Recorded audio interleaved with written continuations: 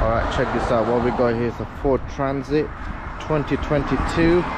It is installed with the Cobra Cat 2 tag immobilizer system. So you need to have this tag with you to be able to disarm it.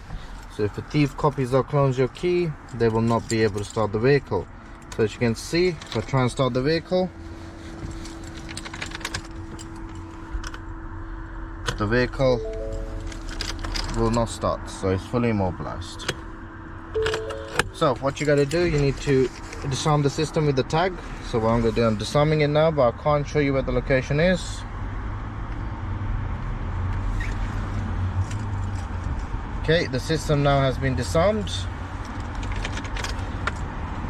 and if I turn the car on now, it turns on as normal.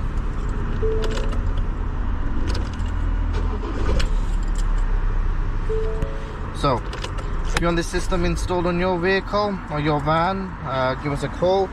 Check the link down below. Thanks for watching. Make sure you like and subscribe. Yeah.